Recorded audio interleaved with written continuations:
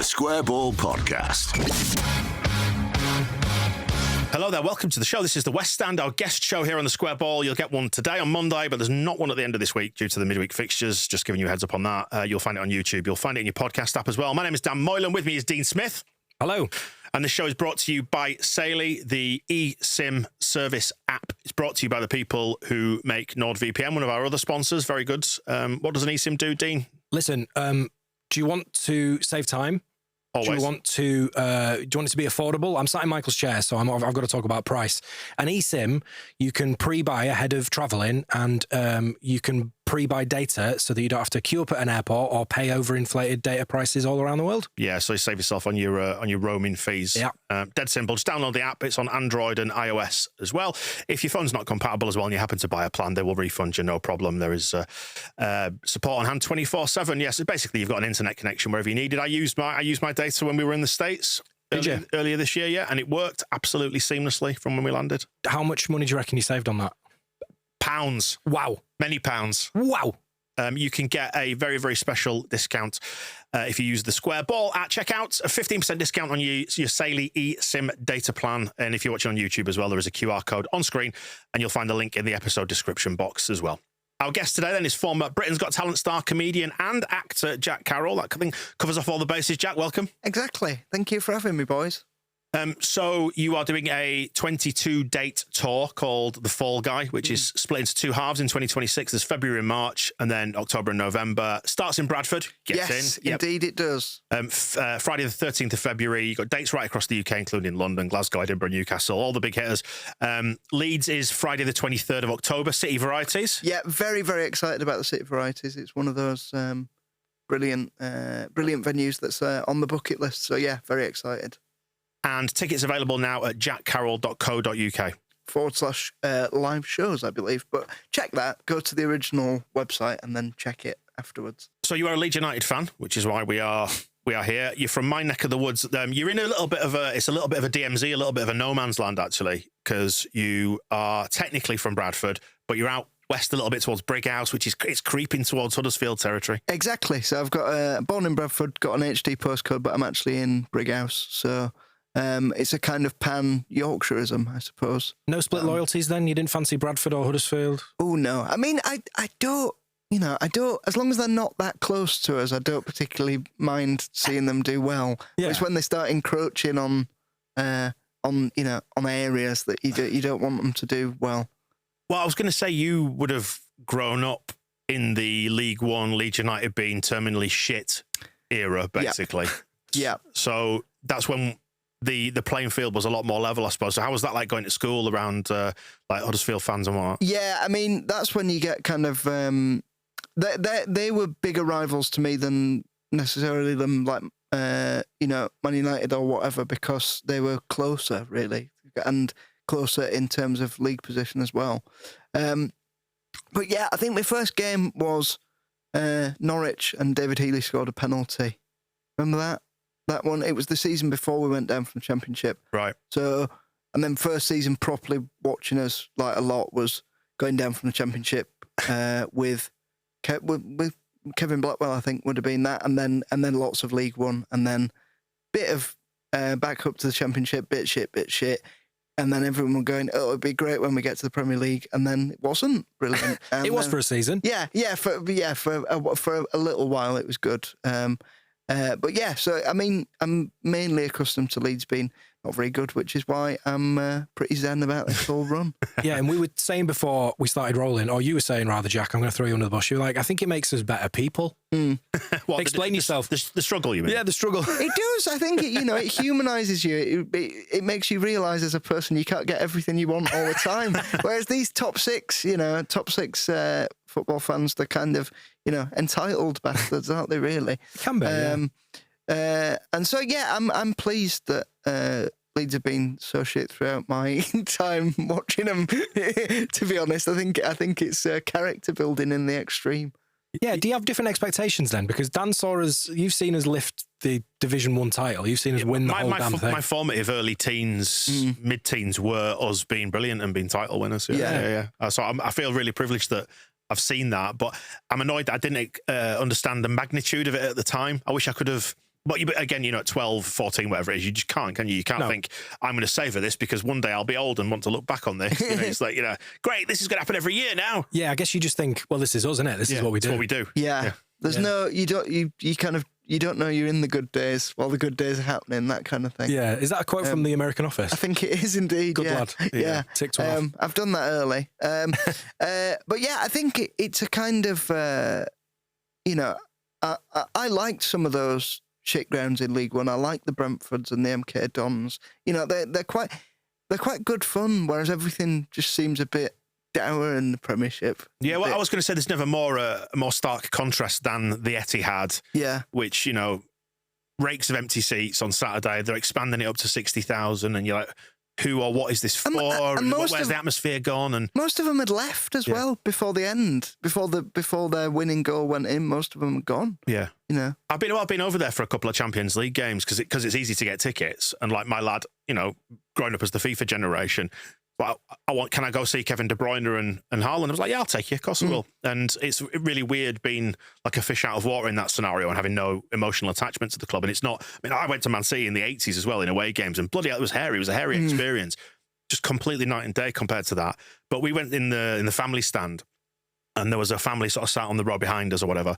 And they left at about 70 minutes, something like that, in a Champions League fixture. And I was like, this is not what football's about to me. Are they just spoiled because they've seen so much? I think so, yeah. They're just like, we'll just get the tram. Yeah. I've never thought of football as entertainment in that way, where you're just like, because, a lot of times going to watch Leeds is not entertaining in that sense. You're not like, kind of there with arms folded. You're very much in it. Yeah. Yeah, you've got to focus. I've never left a game early, ever, ever, ever. And I don't see why I would. I was one of the remaining 100, 200 people in Ellen Road when the Rahupka game, with against Blackpool. I just stood there like, we might still get into this. I don't know. And it's a real Yorkshire stubbornness, that as well, isn't it? I've paid me money. Yeah, I'm going to stand here. And my bloody money's worth. But yeah, losing at Man City, conceding that late goal was pretty soul crushing, is what I was going to say about the Leeds United experience. It gnaws at your soul. Even the good bits are tempered by doubt and worry, aren't they? But yeah, it's the embodiment of the Premier League experience. And I suppose we should talk about one of the things that's grabbed the headlines, which was the injury to Donnarumma, who has gone down, and it was spoken about in the post match press conference. Just the tactical timeout, for want of a better phrase. And if that was us doing it, I'd want us to do it. Yeah. So I understand why it's been done. Yeah. Do I like it? No, because it's so cynical. But there's kind of a win at all costs mentality about the Premier League, isn't there? That dispenses, I suppose, with our idea of, I don't know, maybe it's just a heritage thing. Maybe it's like the old Corinthian spirit of Victorian times, the sense of fair play. Yeah. Desertion. When you're on the wrong side of it, you think, fuck off. Yeah. Fuck off. But I also, you can see why they've done it, because momentum is a really funny thing, because I think the gap between the best teams in the Premiership and the worst teams in the Premiership has been quite slim this year. Because even though Wolves have been terrible, they weren't that bad when we beat them the other week. Like they weren't laughably bad. And I think like it's those fine margins, and it's I suppose we've got to take it as a compliment in a way that they had to slow the game down in that manner. I think the thing that annoys me is that if it was us doing it to them, it would feel maybe fair, but they're the Death Star of football. Like, why do you need to do that against us? Yeah. You were waltzing into half-time, 2-0 up, everything was fine. Take your fucking medicine. That's the unfairness of it. It's the fact that they shouldn't need to do that. Yeah. Yeah. But you did. And let's be honest and acknowledge that when it was 2-2, Ampadu went down and stayed down to try and take the momentum out of the game. Yeah, but I don't care about that. Yeah, no, but listen, everybody does it. Everybody would do it. It just speaks to your kind of the cynical part of you, and I don't like that. I think that's maybe what it taps into, and it's not the reason I love football. Yeah, we're a bit like that with the Bielsa giving the goal back, where I were like, I wouldn't have done that. I think it's, because football is the most amoral of sports, really, and I think it's great as a kind of thing. But as a fan in that stadium, I was furious that he gave that goal back, and I think it's a similar thing. Like, part of why I like football is a little bit of the dark arts and the kind of, I think that adds to the game. Really, I think you don't want to take that out of the game. Yeah, I wasn't at the Villa game where Bielsa gave them a goal. Were you there? Yeah. Can you remember how you felt? Were you similar to Jack? Yeah, it's confused. I was furious. Yeah. I was really, really angry with him. But I think I was more annoyed at the bullshit that John Terry was getting into on the touchline. Yeah. And all the verbals that were going on between the benches. I was like, you can just sit down, you can fuck off. What you haven't got any right to stick your beak in here. Now, I wasn't in the stadium, and I feel like I was doing a show or something, and maybe a matinee, so I didn't actually watch it until later. And I remember seeing the reporting come in, and my first thought was, I'm sure Bielsa was right. but I don't know whether that's just complete roast. He was right, but like... You're still fuming. No, I was still furious. I understood why he did it, and it's perfectly fair, but still... And don't forget, it was the playoffs that were on the line, wasn't it? Exactly, and you look back at what happened at the end of that season, and then you go, well, would that have been the... would that have been the difference? Yeah, it's a difficult one to take. It's what's right versus winning, isn't it? And wanting the right outcome for yourself. Yeah. So I understand it, but do I like it? Probably not. What do you reckon to the outcome?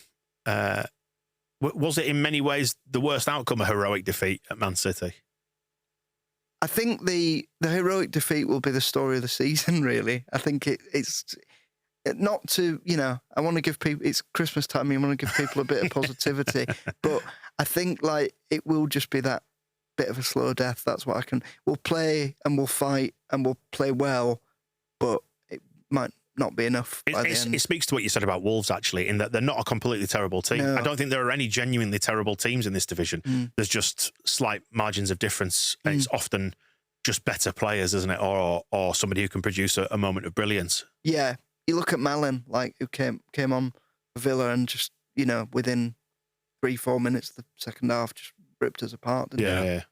I feel like it probably was the worst case scenario in that game. I think had they have really beaten us, I think that plays into possibly a narrative around Farke and his inflexibility, but him changing things, it working, and then, it's a horrible Sunday League phrase, but we won the second half. Yeah, yeah, we did. Yes, do you know? Yeah. And so I think it's given us it's given me real hope, and it's the hope that kills you. It really is. The thing that I said this to you, Dan, before we started rolling. The thing that will extinguish that hope from me and probably a lot of the fan base is if at 7:00 on Wednesday the team sheet comes out. It's 4-3-3. Brendan Aronson wide right. Yeah, I think that's when everyone goes, well, what was all that about? What was all that for?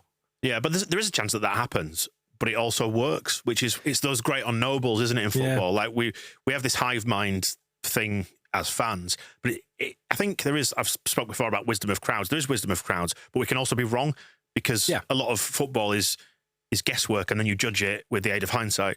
But there'll be an intangible feeling in Ellen Road if that does, if that is announced as the team sheet, that there'll be that awful sinking feeling right from... right from as soon as Aronson makes a mistake, then that sinking feeling starts. But I think I really love the two up top. I thought that, but I don't know whether you can play that for a full, because it's all about game states and all that kind of thing. But I think Nemetra and Calvert-Lewin played really well off each other when they were both on the pitch. I don't know. It seemed to answer a lot of questions that this side had posed about shortcomings, for example. I think I mentioned might have been the match ball.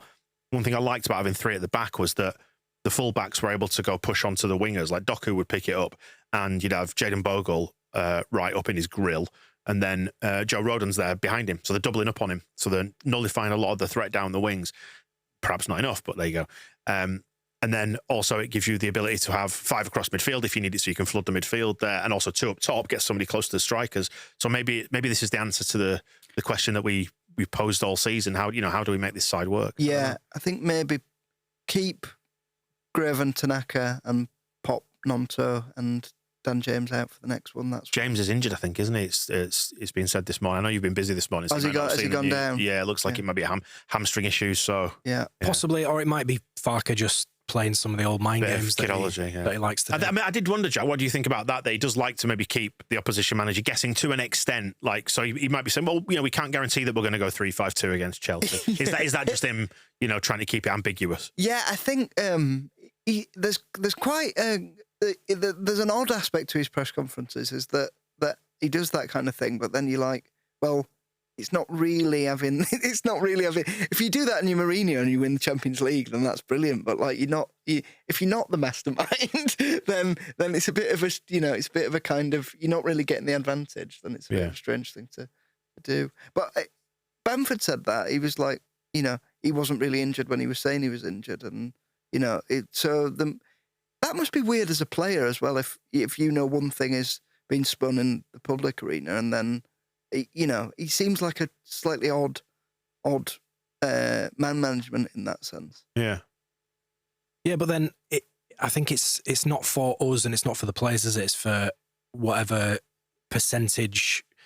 advantage Farke thinks he can get from the opposition. This is it. I think he sort of dances between messages for his players, messages maybe for the opposition manager, and then maybe messages for the fans as well. The emotional fans. Yeah. So there's 3 different audiences, and their needs, their desires, what they want out of a Farke press conference, are not necessarily always aligned. Yeah. So he's dancing on a bit of a pinhead in that regard. Yeah. Is he doing another one before Wednesday? They generally, and then I wonder if this is what's happened, whether they did one in the wake of the Man City game and they've kept part of it back, which is why the Dan James news, I think, is now emerging Monday morning at the time of recording. So who knows is the answer. But don't you feel slightly buoyed by that second half? It gives us a little bit of something to cling on to going into the Chelsea game, because they played Arsenal on Sunday, a day after us. Tough game. I think, well, it depends, because it all came about through a change of shape and a slightly different impetus in the. So it depends whether you go back to the same old, or whether I'd really love to see 2 up top. I think that'd be great, but I don't know whether that's based on that particular game and the momentum shift and all that was happening there. But I think Chelsea gonna come and attack us and try and dominate the game. So you would think a similar outlook might work well. Yeah, I've been saying for a while that it looks like the squad is set up to play 3 or 5 at the back. And the kind of the questions that were coming up when we were really struggling against the likes of Brighton and Forest and Burnley before that as well, where we need to get people closer to Calvert-Lewin or Mecha. By having 2 strikers, or having a 3-4-3 with maybe Nonto and James, or Nonto and Okafor, or just people who are going to be running around him, it seems like common bleeding sense to me. And I was just really glad that he tried it. And part of me was thinking, is he doing this to then, and then we run out 5-0, we run out with a 5-0 defeat, and he goes, see, look, it doesn't work. But it did work. So I don't know if he's maybe made a rod for his own back if he does want to shift it. I want to give him a little bit of credit in that he identified, he said it in the post-match, didn't he, as part of his justification for why he might not adopt the same system on Wednesday. They'd spotted where Man City were making runs and went to block the channels. So maybe it was no more complex than that, but that was his reasoning for saying, well, maybe we won't do the same thing because Chelsea might attack us in a slightly different fashion. But and their defenders like to crash the box and all that kind of thing, don't they? So you would think 2 up top might be a good way of getting some joy there, because you've got the 2 attacking outlets rather than the 1. I don't know about you, but because we had a good second half at Man City, and I've moved from, I think it was the run of defeats prior to Man City had kind of really sunk me into a pit of despair. And I'd reached a point with Man City where thinking, well, we're going to get pumped here. So I've made peace with it. And then it's restored your hope, which is why I opened the match ball by saying it's the hope that kills you. But now I've got a little bit of hope. My mind has started to build on that and has started to say, well, do we think Farke could get the better of Maresca? They came up against each other in the Championship, and did we do them a couple of times? We did, yeah. So suddenly I'm starting to create a story in my mind of, hang on a minute. Yeah. That's just the football fan experience, isn't it? I said before the Villa game, because we'd had a couple of weeks off, I was on the part of the cycle that was like, we're going to batter Villa. And I've truly thought it as well. Yeah. I think that's what your brain does. But he might pull a masterstroke. And I feel like he needs one. And we definitely need one. It feels like a lot of defeats over the last, a lot of months. Well, we've had 4 defeats in a row, 6 in 7. Yeah, it's not good. That's relegation form. I don't think it's necessarily made me think that the kind of material outcome of any of these games will be different. But the second half made me think at least we're going to give it a good go. We're not going to get battered by...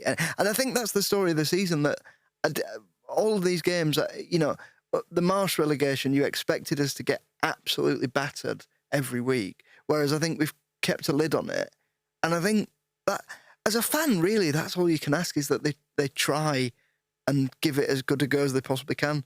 And I think, you know, the difference in quality is several millions of pounds, isn't it? And I think you can't really argue. There's also part of me thinks, well, if we can get something out of Chelsea, Liverpool are finished. 6 points next 2 games. So, I mean, football's ridiculous, though. It could happen, yeah. I mean, it won't. No, unlikely. But it could. It could. Oh, it could. I hate myself for it's the hope that destroys you, because you when it doesn't happen, if, like you say, Jack, you know, it's a fine margin that prevents you from getting anything out of a game, even if you've played quite well in the Premier League. You think, I was a fool to believe it. Why did I start to think we could do that? But I think maybe Chelsea might be the perfect fixture for us to be heading into, especially at home, because, you know, historically, a lot of hatred between the two teams. Wednesday night under the lights. Wednesday night at a stupid time, 8:15. And they're not unbeatable. No. They're not by any stretch of the imagination. Like I was much more afraid of even though the league position is, you know, different. I was much more afraid of the City game than I am of the Chelsea game. Yeah. You know, I think that you know, if certain things happen and we can, that's what I enjoyed about Villa as well, that we battered them in terms of physicality. I hadn't seen as you know, if we can physically try and even up the numbers by imposing ourselves, you know, in the challenge and all that kind of thing, then we can just move it a little bit, hopefully. And, you know. And harness Ellen Road as well, because I do love it under the lights. No matter how bad it gets, there's always something special about games under the lights. If it's freezing cold in Ellen Road, then it always makes me feel like the home crowd want to warm up by doing some like shouting and that, and clapping and singing, just to kind of get behind the lads. The question I had just as you were talking then, Jack, is you said that we kind of physically got amongst Villa, and we did, but only for the first half. Has there been an occasion this season where we've done it for 90 minutes?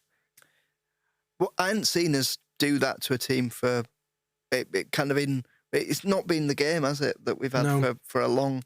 But there was bits of Newcastle, there was bits of Everton, first game of the season. Ampadu left a couple of late ones on Dewsbury Hall. But I'm just thinking, are we fit enough? Like, I don't know what the answers are, but is that something that has been the plan, but we've not been able to do for 90 minutes? Is it not just the Premier League though? Is that just not like, you know, you have the run of it for 45 minutes, manager gets them in at half time and says, right, lads, we need to do this, you know, like in much the way that Emery did when he made the changes, as you said earlier on, like it's move and counter move, I suppose. I don't know. I did get that sense against Man City as well, because I've been crying out for Tanaka to start, and then as the game wore on, he seemed to get a little bit leg in, a little bit kind of leaving a late one in that isn't necessarily intended, and you kind of go, oh well, maybe that's why he's not been picked in that way, because, you know, he's not able to do it over the distance in the same way. I still think when he gets up to speed, he's going to be really, really useful in this division. Tanaka, because I think when he's on form, the way he uses the ball in the small spaces, and it seems like he really likes to tackle nowadays as well. Yeah. He's had a couple of little snaps. Almost to his detriment. Yeah. But I preferred the way Gruev and Tanaka put themselves about than you know, your Longstaffs and your Aaronsons, because it's, I don't know, there just seems to be a bit more, maybe because they're smaller, there just seems to get away with a little bit more than, because Longstaff, I don't really, I think he's great for energy and stuff, but I don't, especially when he takes a shot or like flies in, I don't get the sense that he knows what he's doing necessarily before he does it. You know, he's a very instinctual player in that way, which is a bit unnerving as a fan. He's working on vibes. Yeah. He's a vibes man. Yeah. I think he's been really good this season. He's been great. He's been good, but I think there's just something about Gruev and Tanaka that I like that pairing again. Maybe it's because I was expecting us to lose 7-0 and we gave it a good go. Yeah. You know. Yeah, I was listening to the match ball that you guys did, and it took you 40 minutes to mention Gruev. Yeah. And it's just always the same. He's in every way the forgotten man, isn't he? Because he's just kind of there. Yeah. I don't mean that in a detrimental way at all. No, I know exactly what you mean. Yeah. He kind of just goes about his business. Doesn't really upset anyone. Yeah, you wonder if maybe there's some comfort in that for Farke as well, playing his known quantities in midfield. You know, Gruev alongside Ampadu, and then Tanaka's just in front of him. I don't know. Yeah. Well, hopefully that continues from my perspective. Do you just roll the dice with it again from your perspective? What do you do on Wednesday? Surely you've got to. The common sense move is to do the same thing again, isn't it? Regardless, because it was the thing that will have put confidence in the fans and in the team. I think I do. I think I go 3-5-2, and you just fill it with pace on the wings. You've got the two big lads up front, and you've got a solid 3 really quite good, if not excellent, centre backs. I just think the squad's crying out for it. What do you think, Jack? Left field promotion for Johnny Howson, I reckon. That'd be the way to go. Yeah. No, I don't know. I think, yeah, I would, because at least then you've seen something different. Whereas there is a a kind of monotonous thing of watching the same thing every week and getting those same results. Whereas the two up top for me would be a big thing, and I think keep that midfield the same. I don't necessarily think Nonto earns his place based on the performance at the weekend. I don't know. Did you think he was all right? I think he could play off a big man, but I also think Metcher's being useful. And I think if we're going Big Bastards FC, then let's just lean into it fully. Like we were laughing in here when we were watching the game. Like at half time, I think, as we touched on in the match ball, like it was just land of the giants, wasn't it? That second half. And it's the most effective we've been in maybe a month or more. Yeah, I think if it's not Calvert-Lewin and Metcher, I think the third option there is Okafor, because he's a big lad as well. I'd like to see him play centre forward. I've said that all season. I think because when he's really good at the wing play and cutting inside and all that. But I think there's goals there if you were to. He's very direct, isn't he? Yeah. If you were to deploy him down the middle, I think that would be. I'd prefer that to Calvert-Lewin, I think. Right. But he's a really good outlet in terms of headers, isn't he? He's just a big annoying bastard if you're a centre half. Yeah. I was speaking to a mate of mine the other day, and he was like, "You've got to stick with Metcher. You have to stick with Metcher." And I said, "Why?" And he made a really good point. He says he's got the look of the green. He's got the rub of the green at the minute. Yeah. You know, the ball hits him in the legs and goes in against Villa. He gets a penalty saved and it drops directly at his favoured foot. Yeah. He does seem to have the Midas touch at the minute, and so I think you have to play him. Yeah. Just hope it continues. Yeah, no, it's a good shout, that, I think. Yeah, no, definitely. I think if a striker's getting goals, then you need to. Everyone on Twitter kind of goes on about his stats, don't they? And I think that is true to an extent. You need to keep the informed players in the team. But it's one of those things where, sometimes strikers are crying out for something to go off their arse or just be presented with something that is just so unmissable. And he's had 2 in 2 games, so play him for Christ's sake. Yeah, hot streak. Yep. Yeah. It's not the same idea as the casino that you're going to carry on winning, but it's an intangible thing, isn't it, with football? Yeah, and he's got a lovely little moustache, and we miss Junior Firpo, so play him. Yeah, fair point. But I think I think you can't leave Calvert-Lewin out. I think he needs to play. If it's 2 up front, you think he's got to play. I just don't. I don't get why nobody has ever, or maybe they have, but just show Calvert-Lewin how to use his size properly. Like there's a lightweight quality for such a big centre forward that, and he's great off the headers and like the knockdowns and stuff. But just use your fit. Like I chatted to Everton fans about this when we kind of got him, and they were like, he's not. He needs to use his size better, I think. I think he uses it quite well. I do as well. Yeah. You say that. It could be better because he's very tall, but he's. I've just seen him like tin out of certain challenges and not really want to. I think there's better uses of that big man. I think he needs to. I think that would help really. Yeah. I think he's just, as I said before, he's a pain in the arse. I think that's really effective in this division. Just getting an option there so we can keep sticking the ball over the top, something he can run on. So you saw that we won the penalty as well, just through being a nuisance. Yeah. Which I think there's a lot of that. We need to nuisance our way to safety this year, I think. And both him and Metcher occupy centre backs really well. Just give them loads to think about. I will say this as well. Sorry, I would just while the thought is in my head. Some of Sunderland are doing this year, and they're in a great time of it at the minute, is they're playing very fast, direct attacking football. Not necessarily sort of long ball, but it's very getting it through the lines quickly, attacking the area quickly. And I wonder if that's maybe what we need to do. Because I think it's rubbed up against Farke's ideas of wanting to play football, but it's quite slow and pedestrian at times. Get it through the lines quicker, have that, the 2 options.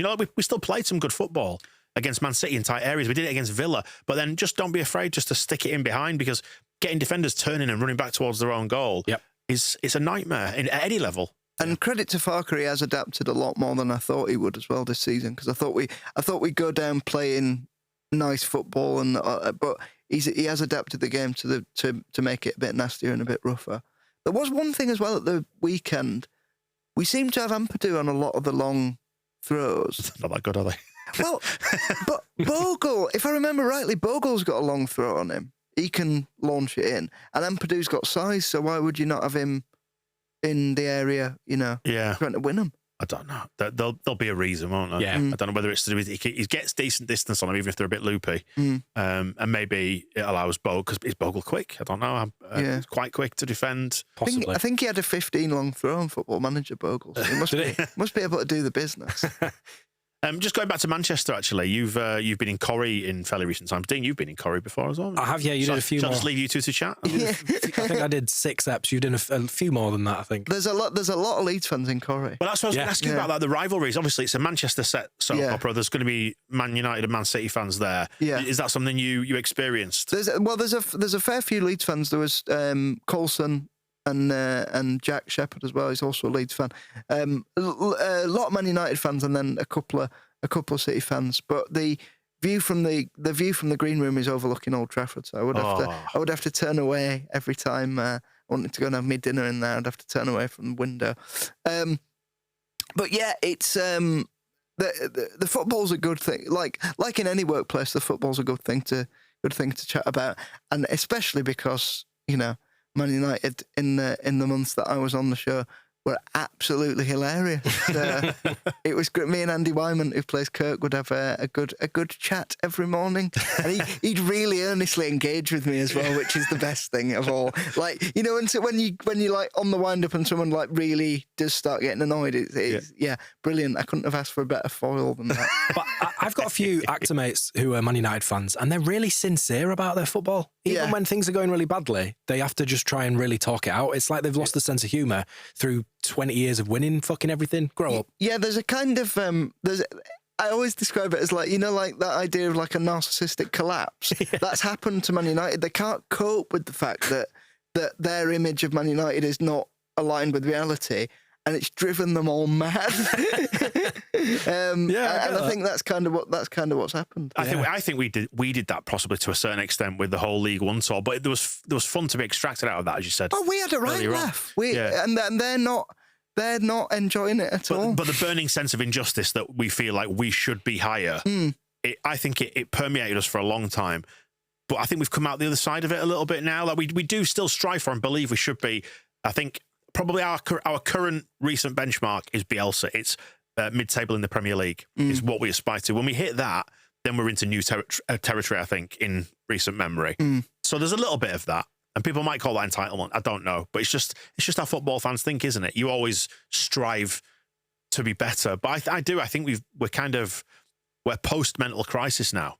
I think we're into new and different kind of sadness and anxiety. A different mental crisis now. Yeah. We've been broken down and rebuilt like a military torture thing. Because the Champions League was there in fairly recent living memory, not necessarily for you because you're a bit younger, but I know in my lifetime I saw us win the title, and then within a decade we're in the Champions League, and then a few years after that we're in League One, which can break a man. Yeah, I think it is your formative years kind of set the bar, don't they, for where you think your football club should be. So yeah, I was 10 years old. We were in the semi-final of the Champions League, and I saw all those teams at Ellen Road. So I'm thinking, well, this is every year. When I was 10 years old, we were shit in the second tier, which is what we've done for a lot of my life. Yeah. Maybe that's why I've come on and been such a misery, because my baseline is us being shit. So I just expect that that'll happen at some point again. Yeah. But it is, you just hope for that little bit more. But I don't think we're necessarily demanding we should be at the top of the English game, because I think we've seen what's happened to it. We've seen, we described Man City as the Death Star, how the finances have just distorted the game beyond all recognition now. And I think that's one of the things actually that's quite dispiriting, because as much as it's the hope that kills you, you also need some hope. Otherwise, it just leads to apathy, I think.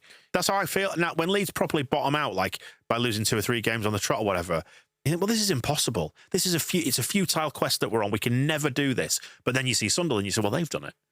Yeah, it's football is a proper fool's errand in it to kind of fall in love with, because, like you say, and even the the big teams around at the minute, they aren't having a nice time. Man United won everything for however long it is, and they're having a horrible time.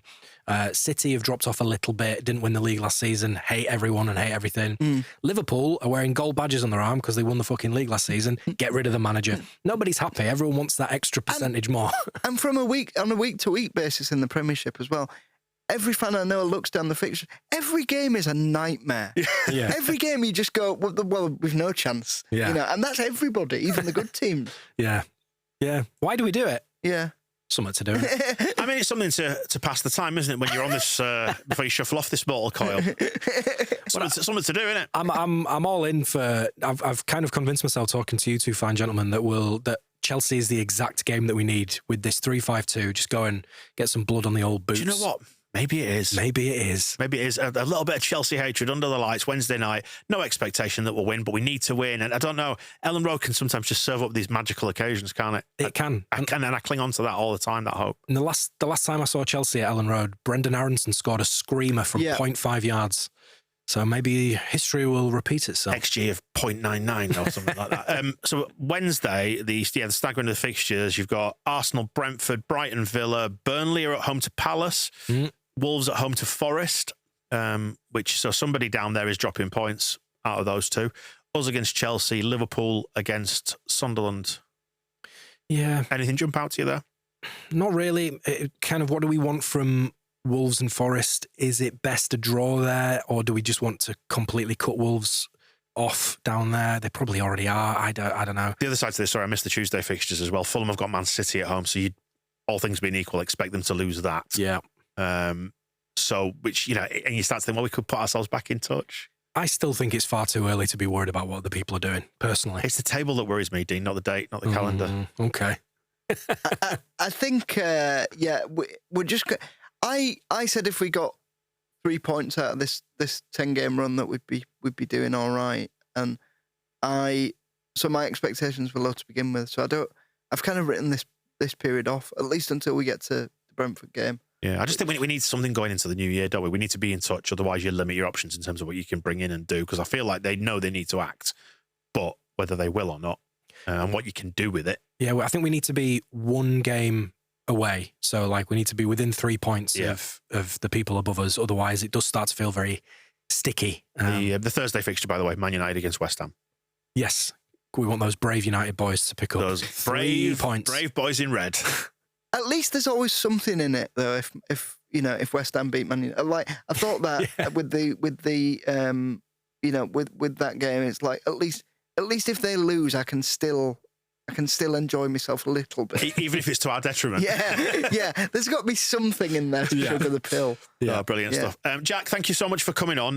Good luck with the tour. The Fall Guy is tickets on sale now. jackcarroll.co.uk. You'll find the live dates on there. Access to tickets. Starts in Feb, runs to March, then there's a break, and then it's October, November as well. And you're visiting all ports around the country, Leeds and Bradford. So particularly Leeds and Bradford, though. Let's that'd be fun to see you there. Yeah, good. Well, good luck with that, and we'll catch up soon, yeah? Yeah, no bother. Thank you. The Square Ball Podcast.